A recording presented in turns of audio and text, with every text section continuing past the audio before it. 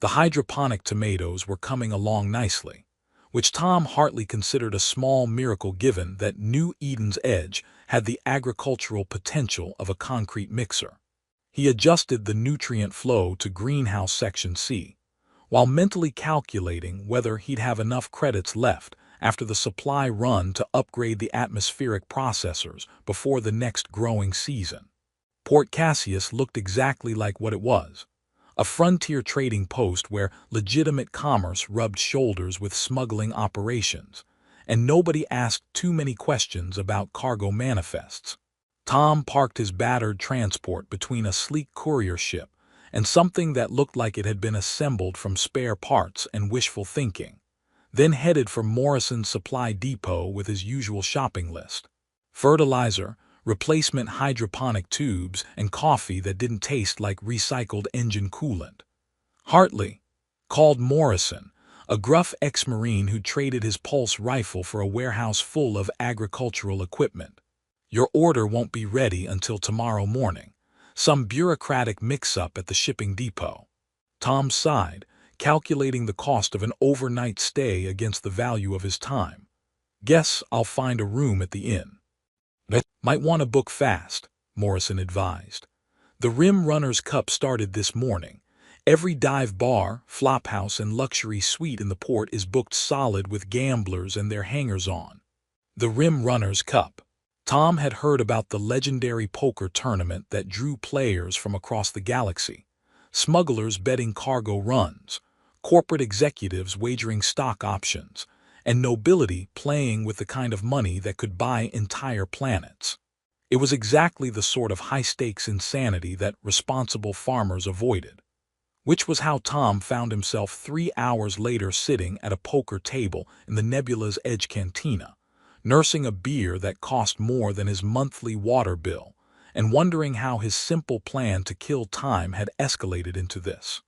"Call," said the Rigelian trader to Tom's left, sliding a stack of credit chips forward with tentacles that moved like nervous snakes. "Raise 2,000, announced the human woman across from him, her corporate suit and cybernetic implants marking her as inner-system money with something to prove. Tom looked at his cards, a pair of eights, nothing spectacular, and considered folding. The pot had grown far beyond what he was comfortable with, but the other players' tells were as readable as crop rotation schedules. The Rigelian's tentacles betrayed every emotional shift, and the corporate exec's left eye twitched whenever she bluffed. "Call," Tom said quietly, adding his chips to the growing pile. That was when Lord Vexther made his entrance. The Zelanian noble swept into the cantina like he owned it, which he probably did. Purple scales caught the light as he moved, and his predatory smile revealed teeth that could have been carved from ivory. Behind him followed a hooded figure that moved with the careful precision of someone accustomed to being invisible. "Gentleman, lady," Vexther purred, settling into the remaining chair with liquid grace. "I trust you won't mind if I join your little game." The stakes immediately jumped to levels that made Tom's farming equipment loans look like pocket change. Vexther played with the casual arrogance of someone for whom money was just a way of keeping score, betting and raising with theatrical flair that had the other players either intimidated or eager to prove themselves against nobility. Tom stuck to his strategy: conservative play, careful observation, and the patient determination that had kept his farm profitable when flashier operations had failed. Sometimes the best approach was to let others make the mistakes while you waited for your moment. "Interesting," Vexther observed after Tom won a modest pot with nothing but a high card. "The farmer plays like he's cultivating crops, slowly, methodically, waiting for the right season to harvest." "It's worked so far," Tom replied mildly, studying the noble's reaction. There was something predatory in those yellow eyes, a hunger that had nothing to do with cards or credits. As the night wore on and players dropped out or went broke, the game evolved into a battle between Tom's steady fundamentals and Vexther's aggressive theatrics. The hooded figure remained silent in the corner, occasionally fetching drinks for the noble but otherwise invisible. "You play well for a provincial farmer," Vexther said, dealing the next hand with practiced elegance. "Though I wonder what you could possibly have to wager that would interest someone of my refined tastes." Tom looked at his chips, calculating quickly. He was up for the night, well beyond anything he'd expected, but still playing with credits that represented real money, equipment purchases, seed investments, the difference between a good year and a bad one. "I think I'm about at my limit," he admitted. "Pity." Vexther's smile widened. "I was just beginning to enjoy myself. Perhaps we could make the final hand more interesting." That was when the noble gestured to his silent companion, and Tom got his first clear look at the figure in the corner. She was young, maybe mid-20s in human terms, with dark blue skin marked by intricate silver patterns that seemed to shift in the cantina's dim lighting. When the hood fell back, it revealed delicate features that would have been beautiful if not for the haunted emptiness in her violet eyes. "I offer my personal servant as collateral," Vexther announced casually. "Fully trained, completely obedient, worth considerably more than the credits currently on the table." The temperature in the room seemed to drop several degrees. The remaining players exchanged glances that ranged from uncomfortable to openly lecherous, while Tom felt something cold settle in his stomach. "Does she get a say in this?" Tom asked quietly. The question hung in the air like an accusation.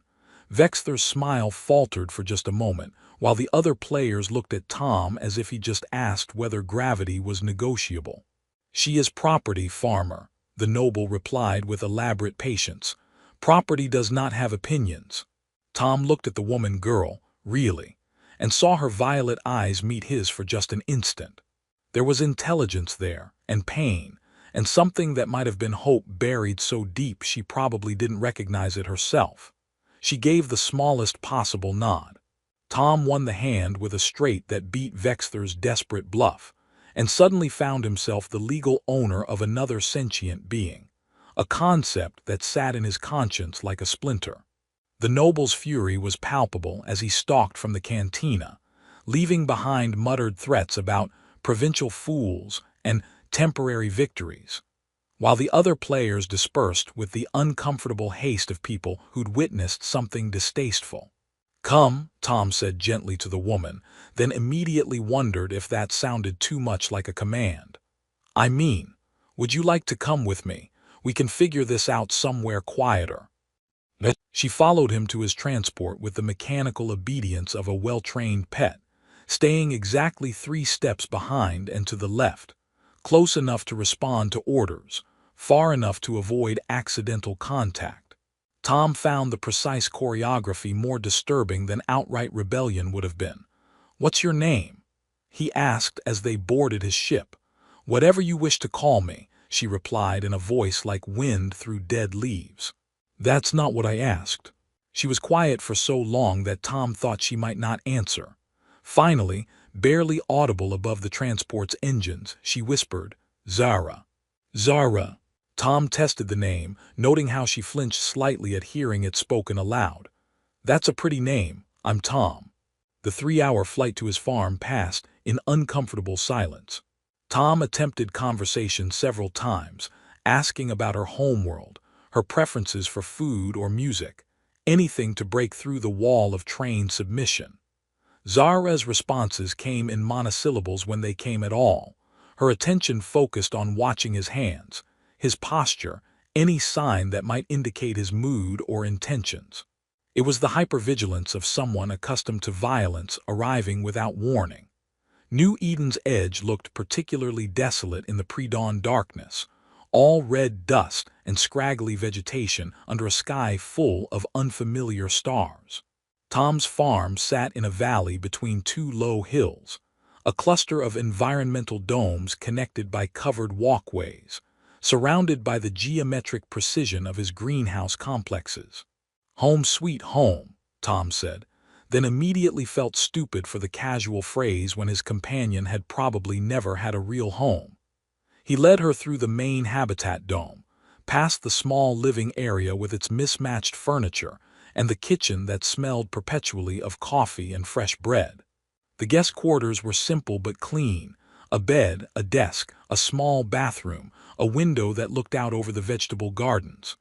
"This is yours," Tom said, setting her small bag on the bed. "The door locks from the inside. You can come and go as you please. The kitchen's always open, and there's a transport in the garage if you want to go into town or—" He paused. "If you want to leave entirely, that's your choice too." Zara stared at him as if he were speaking a foreign language. "I don't understand," she said finally. "What don't you understand?" "What you want from me?"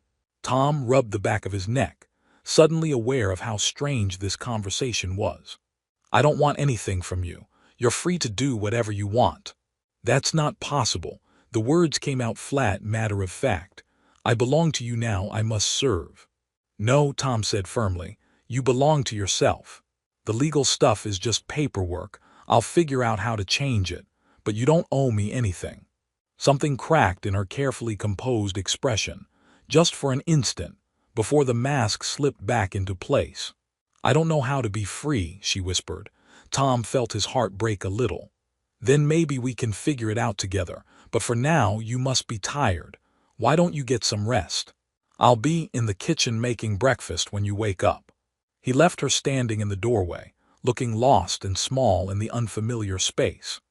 Tom's morning routine of checking the greenhouse systems and adjusting the nutrient flows took on a surreal quality with the knowledge that he had an alien house guest who thought she was his property. He found himself moving more quietly than usual, hyper-aware of every sound that might disturb someone who clearly needed all the peace she could get. When he returned to the main dome around mid-morning, he found Zara standing motionless in the kitchen doorway, watching him work with the intensity of someone trying to decode a complex puzzle. "Morning," Tom said casually, not looking up from the coffee maker. "Sleep okay?" "I was not given permission to sleep." Tom's hands stilled on the coffee pot.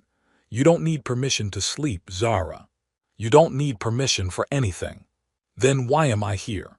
It was such a simple question, but it carried the weight of someone whose entire existence had been defined by other people's needs and desires. "Because," Tom said carefully, "sometimes good things happen by accident, and sometimes people need a safe place to figure out who they are when nobody's telling them what to be." He pulled 2 mugs from the cabinet, poured coffee, and set one on the counter within her reach. "Breakfast," he offered. Zara approached the coffee like it might explode, her movements careful and deliberate. When she took her first sip, something flickered across her features, surprise, maybe even pleasure. "It's good," she said, and Tom realized it might have been the first opinion she'd expressed about anything in years. "My secret is I don't buy the cheapest beans I can find," Tom replied with a smile. "Turns out you get what you pay for." For just a moment, Zara almost smiled back. It was a start. 3 weeks into their strange cohabitation, Tom discovered that Zara had been sleeping on the floor beside her bed rather than in it. The revelation came when he found her there during what should have been her rest period. Curled on the hard surface like sleeping on anything soft was a luxury she didn't deserve. "The bed's not comfortable," he asked gently. "Beds are for—" She paused, searching for words. "For people who matter." Tom felt something twist in his chest. "You matter, Zara. You matter to me, and you should matter to yourself." Over the following days, he watched her gradually claim small freedoms, sitting at the kitchen table instead of standing, expressing preferences about food, even venturing outside to explore the greenhouse complexes. Her wonder at the growing plants was immediate and profound, as if she'd found something she'd been searching for her entire life. "My people were farmers, originally," she told him one afternoon as they worked together harvesting tomatoes. Her hands moved with practiced precision, selecting only the perfectly ripe fruit. "Before we were valued for other things." "What happened to your world?" Zara's hands stilled among the green leaves. "Corporate war. 2 megacorps fighting over mining rights. They strip-mined the surface, poisoned the water. The survivors were sold to pay off the environmental cleanup costs. And you ended up with Vexthor." "Eventually." She resumed picking tomatoes, but Tom could see the tension in her shoulders. "I've had many owners. He was not the worst." The casual way she said it made Tom want to hunt down every person who'd ever hurt her and introduce them to the business end of a farming implement. "You know what I like about farming," Tom said instead, keeping his voice light. "Plants don't care about your past. You give them what they need: water, nutrients, care, and they grow. Doesn't matter if you've made mistakes or if other people have hurt you. Every seed is a fresh start." Zara looked at him with those violet eyes that seemed to see more than they should. "Is that what I am? A fresh start?" "You're whatever you want to be." As the weeks passed, Tom began to see glimpses of who Zara might have been before the universe had broken her. She was wicked smart, with an engineer's understanding of complex systems that made his hydroponic setups run more efficiently than they ever had. She had a quiet sense of humor that emerged in dry observations about his cooking skills or the peculiar behavior of the automated systems. And she was beautiful in a way that had nothing to do with her exotic features and everything to do with the growing light in her eyes as she remembered how to hope. "Tom," she said one evening as they worked together repairing an irrigation line, "why are you kind to me?" He considered the question while threading a replacement coupling. "Why wouldn't I be?" "Because kindness is usually a transaction. You give it to get something back: compliance, gratitude, affection. What do you want from me?" "Maybe I want to see you smile because you mean it, not because someone expects it from you." "And if I can never be what you want me to be?" Tom set down his tools and looked at her directly. "Zara, the only thing I want you to be is happy. Everything else is just details." That night she finally slept in the bed. Their peaceful routine shattered on a Tuesday morning when 3 unmarked ships landed in Tom's north field, disgorging armed figures in combat gear. Through his security monitors, Tom recognized the distinctive purple armor of Zelanian military contractors, mercenaries loyal to whoever paid the most. "Zara," Tom called, his voice tight with controlled alarm. "We have company."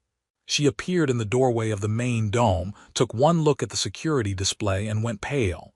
"Vexther," she whispered. "He's come for me." The lead mercenary's voice crackled through the external comm system. "Thomas Hartley, by order of Lord Vexther of the Zelanian noble house, you will surrender the stolen property known as Subject Zara 4471. Compliance is mandatory." Tom felt something cold and hard settle in his chest. Stolen property. "The poker game was ruled illegal under Zelanian noble law," the voice continued. "All transactions are void. You have 60 seconds to comply." Tom looked at Zara, seeing the resignation creeping back into her features like a familiar poison. "I have to go with them," she said quietly. "If I don't, they'll hurt you." "Like hell." Tom moved to his security console, fingers dancing across the controls with the efficiency of someone who'd spent years protecting valuable crops from thieves and raiders. "This is my farm, Zara, and you're not property." "Tom, you don't understand." "I understand perfectly." Tom's voice carried an edge she'd never heard before. "I understand that some people think they can take whatever they want from whoever they want. I understand that you've spent your whole life being told you don't matter enough to fight for." Tom activated the farm's defensive systems, originally installed to keep pests and thieves away from his crops. "And Zara," Tom said, offering her his hand, "you're not going anywhere unless you want to. This is your home if you want it to be, and I protect what's mine." For the first time since he'd known her, Zara smiled like she believed in tomorrow. The battle for Tom's farm looked less like a military engagement and more like a very violent episode of an agricultural education show. Tom's defensive systems, originally designed to protect valuable crops, proved surprisingly effective against armored mercenaries, who had apparently never considered that farmers might be creative problem solvers with access to industrial equipment. "Irrigation system, Sector 7, Tom called out, activating pressurized water lines that sent the first wave of attackers sliding across muddy ground like characters in a slapstick comedy. "Tom," Zara said, her voice tight with concentration, "the leader is moving to flank us from the east. He's angry but also confused. I think he expected this to be simple." Tom paused in his frantic manipulation of farm controls. "You can sense what they're feeling." "Empathic abilities," she explained, pressing her hands to her temples as if the emotional input was overwhelming. "I've been suppressing them for years, but being here, feeling safe, they're coming back. Can you use them to help us?" Zara nodded grimly. "I can feel their emotions, maybe influence them. But Tom, there are 12 of them and they're trained killers. They're also trespassing on private property," Tom replied with grim satisfaction, activating the automated harvesting equipment.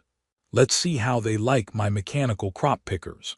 What followed was the most surreal combat engagement in the recorded history of agricultural defense. Tom's farming equipment, repurposed with desperate creativity, proved remarkably effective at non-lethally neutralizing heavily armed opponents.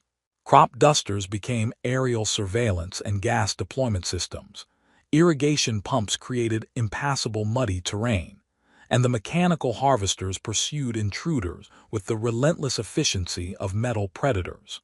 Meanwhile, Zara discovered that her empathic abilities could do more than just sense emotions. She could project them. Fear, confusion, and doubt rippled through the attacking mercenaries as she reached into their minds and reminded them of their own losses, their own families left behind, their own questions about whether they were fighting for the right reasons. "The tall one with the scar," Zara said, her eyes closed in concentration. "He's thinking about his daughter. She'd be about my age if the war hadn't taken her homeworld. And I'm showing him what it feels like to be hunted, to be treated like property. He's stopping. Tom, he's laying down his weapon." One by one, the mercenaries began to question their orders as Zara's empathic influence combined with Tom's creative defenses wore down their resolve. It helped that none of them were particularly enthusiastic about retrieving runaway slaves for a corrupt noble who probably wouldn't pay them enough for the trouble. The final standoff occurred in Tom's main greenhouse, where the last 3 mercenaries had cornered him and Zara among the tomato plants. Their leader, a scarred Zelanian veteran, held his weapon trained on Tom while demanding Zara's surrender. "She belongs to Lord Vexther," the mercenary insisted, though his voice lacked conviction. "She belongs to herself," Tom replied calmly, stepping protectively in front of Zara. "And this is her home if she wants it to be. I have orders." "You have a choice," Zara said softly, reaching out with her empathic abilities to touch the pain and doubt in the mercenary's mind. "You know this is wrong. You know I'm not property. You know your daughter wouldn't want you to do this." The weapon wavered, then lowered. "Keep her," the mercenary said finally. "Vexther doesn't pay us enough for this kind of grief." In the aftermath, as they tended to the various wounded mercenaries with first aid supplies from Tom's emergency kit, Zara finally spoke the words that had been building between them for weeks. "Tom," she said, her hands gentle as she bandaged a cut on his arm, "why did you fight for me, really?" Tom considered his answer while watching her work, noting the care she took even with their former attackers, the compassion that no amount of abuse had been able to kill. "Because," he said finally, "the first time I saw you smile, really smile, not that trained response you'd perfected, I realized I'd found something worth protecting. Not because I won you in a card game, but because you chose to trust me enough to let me see who you really are." Zara's hand stilled on his bandage. "And who am I really? You're the person who makes my coffee taste better in the morning because there's someone to share it with. You're the reason my gardens grow better, because you talk to the plants like they're old friends. You're the strongest person I've ever met, because you've survived things that would have broken most people, and you still have room in your heart for kindness." Tom paused, then took her hands in his, hands that bore the honest calluses of farm work, no longer the soft appendages of someone who'd never been allowed to touch anything without permission. "You're Zara," he said simply, "and I love you, not because I own you or because you owe me anything, but because you're you. And if you'll have me, I'd like to spend the rest of my life helping you remember how extraordinary that is." Zara looked at their joined hands, at the evidence of honest work and chosen partnership, and smiled with the radiance of someone who'd finally found home. "I love you too," she said, "and I choose to stay. Not because I have to, but because I want to."